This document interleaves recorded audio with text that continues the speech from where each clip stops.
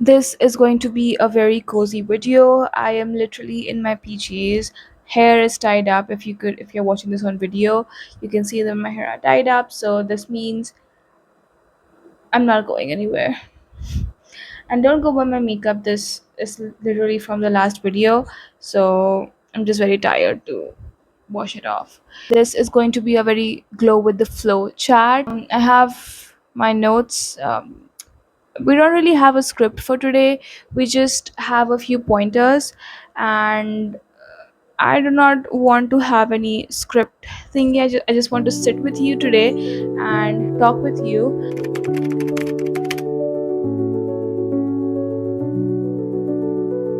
Welcome to the Glow with the Flow podcast. And if you're watching this on YouTube, hi, my name is Isha, and welcome to my YouTube channel. Today, we are going to talk about six tiny things that made a huge difference in my life. And by huge, I mean they literally changed the way I live or I go about life or the way I am growing. So, the very first thing is having a good self care routine, a skincare routine. I used to be the person who used to skip like even washing her face in the shower because I was just so in the rush and I was just lazy, I would say. And I used to dread washing my face. I don't know why. I was just really lazy. That kind of ruined my skin, obviously. Ever since I focused on having a consistent skincare routine, steps, face wash, toner, serum, moisturizer, sunscreen. I have really dry skin, so I use face oil. Ever since I tried to do that, my skin improved. And when you look good, you also feel good about yourself and you feel confident. That is why having a skincare routine or like a self-care routine is really important for you to feel your best so that you could go around in about your day feeling good and doing good. I personally do not apply makeup every day. If I'm feeling like I need to look a little bit better, then I do put some makeup here and there, but usually it's not. Some people do it every single day, so it's just up to you. It's not a written rule that you should or should not put makeup every day or anything. Just do whatever makes you feel good. That's the whole point of it, right? The next tiny thing that has made a huge difference is using my bed only for sleeping and relaxing. I do not go to my bed. I do not use my bed in the day when I'm working or I'm studying or doing anything of that sort. Unless I'm relaxing or I'm going to sleep or I'm just sick, that is when I go to my bed and I spend time over there. Other than that, I am always on my study desk. I am always in some other place, and that is because when you have different zones for different tasks that you do, your brain actually associates its energy levels with it. So when I used to live in a hostel, I just had one room, and yes, you do not have a lot of space. You cannot have different rooms or different spaces to go and study. What I used to do is I used to leave my bed and I used to go to the library. And the moment I went to the library, my brain knew, okay, it's time to get to work, it is time to get things done. And that is why I think I was able to be more productive, because if you're eating, you're sleeping, you're studying, you're doing everything in one place, it's all khichdi. And I think there are studies as well on this thing where they said that you should use your bed only for sleeping and not for anything else, because then that environment of yours has vibes and it has energies that are associated with relaxing. So if you're studying on your bed, you would actually feel lethargic and you would feel like, oh, I don't want to study, I just want to go to bed, something like that. So yeah, if you do not have your own space, if you don't even have a library, try to have like a space where okay, this area I am just relaxing, but that area I'm studying, and that area I'm doing some chores or eating or whatever. So if you make those differences, your productivity would increase and your energy will not be mixed up, so you will also feel good. Relating to this whole bed thing, what I used to also do is, as soon as my alarm rings, I used to like snooze it a few times. I'm not going to lie, I used to snooze my alarm a few times. But um, when I decide to wake up, I immediately leave the bed. I am not going to sit on it and contemplate if I have to wake up or if no. The moment my eyes open, out of bed, like out, and not coming back until the afternoon nap or your evening nap. So that kind of helped me be really productive when it came to my studies in my college years. Talking about productivity, the number one productivity tip that I could give anybody is to use a Google Calendar. We all have it, but I don't think a lot of us use it. I rely on my Google Calendar so much that if something is not on my calendar, it is not happening. I use my Google Calendar a lot. I like use it less now, but when I was in college, I had so many meetings. I had lectures and project meetings, and I was studying for some exams. I needed time blocking. I needed to block my time in a way that benefits me and my energy levels. I have a whole episode on this on my podcast, so I won't go deep into that. So the moment I put something on my Google Calendar, it is off my head, so I just have one less thing to worry about.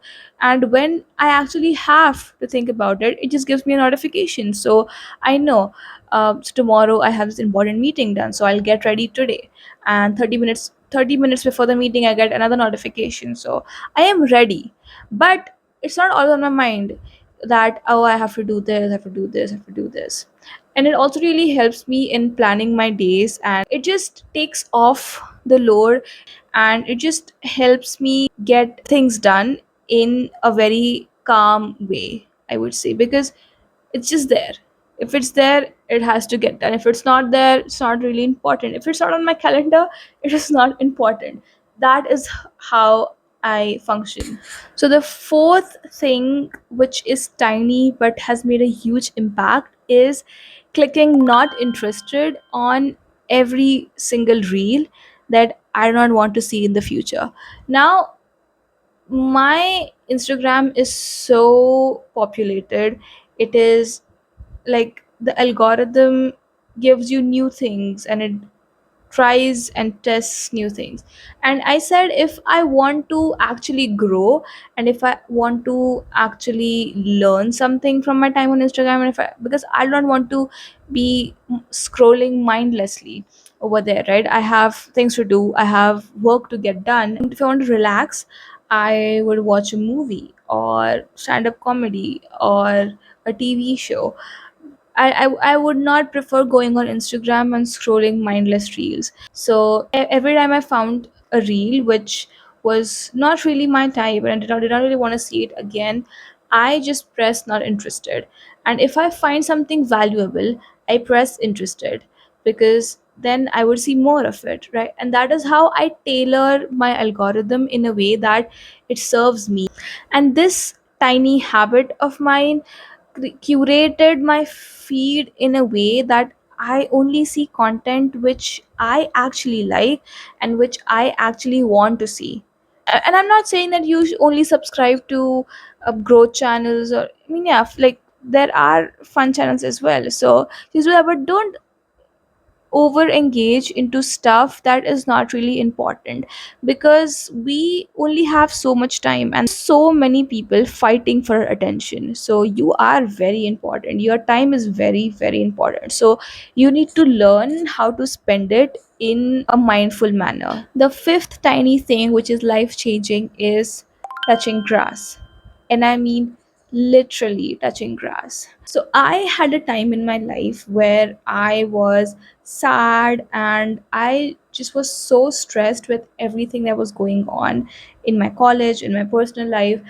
And the moment I started to take walks in nature, I'm a morning person. So early morning walks in nature and even evening walks in the nature, they just felt so good. And they are really underrated, you guys. People were not lying when they said that you need to go out in nature. It really works. It really works. Just listen to them. Just go out, take a walk where there's like greenery and kids playing and stuff like that. It just makes you feel so good. And you would just forget your, I wouldn't say forget your problems, but you would, for a while you would forget them and you would feel so amazing over there. And that just became my regular thing, and I miss that when I come home because I do go on walks over here, but it's not very gardeny over here. So touching grass really helps. It would calm down your nervous system, it would make you feel less anxious. And as I said, everybody is fighting for your time and fighting for your attention, and our attention spans are reduced so much. We have forgotten how to, we are so stimulated all the time, we have forgotten how to actually regulate our emotions, how to actually regulate our body and our senses. So if you go out in nature and just walk on the grass, just walk barefoot on the grass if you can. If you cannot, just walk on the sidewalk and just don't even listen to music. I would never suggest you to listen to music if you're just starting, because that's again distracting yourself. So just don't plug in your earphones, nothing. Just walk and see what is around you, see who is doing what. It's an amazing feeling. You are going to love it. The last thing, it's very funny actually. It's tiny and it's funny, but it has really again helped me regulate my nervous system and my attention span. And it is that I watch TV shows on TV, like those sub TV, Sony TV shows, Star Plus shows that come. Yes, I know that you're gonna come and be like, "Oh my God, she was just soap opera." I watch historical shows and I watch like some funny shows. But the point is, there is no option of playing the next episode. There is no option of binge watching, you guys. You literally cannot binge watch. You only have 30 minutes of an episode, yet you have ads over there. You only have 30 minutes, and even if there's a suspense in the end, you have to wait for a whole another day, sometimes 2 days, to get that resolved. And that has really helped me actually in regulating my nervous system, because I am not anxious about, oh, what's going to come next, let me just play the next episode. I just do not have a choice. So it's like going back to the basics. It really helps us. And I'm not saying that you go and watch soap operas or whatever. If you have a chance, put a timer on the number of minutes that you watch something, or choose an alternative to what I said. So maybe you could choose like an ongoing show, which comes once in a week, so you have to wait an entire week to see the next episode. The whole point of doing this is to fix our nervous system in a way that we do not rush into the immediate next thing, the immediate next dopamine hit. We are calming ourselves down, and that really helps in your creativity, your productivity, just your mental health in an overall manner. So that is it for today's video. I am so glad that you stayed till the end. If you're still watching this, comment down this emoji so that I know that you are a real one.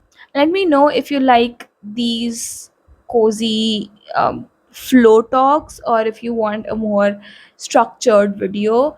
So yeah, I mean, I'm gonna do both of them, but I would like to know which one you guys like more so that I could, structure my videos that way. And I think that's it. I am very happy to be talking to you again. I would love to hear from you what you thought about this episode. What are some tiny things that you do that have changed your life and you want to share with me and everyone else in this community? I look forward to seeing you next week. Until then, bye bye. I love you.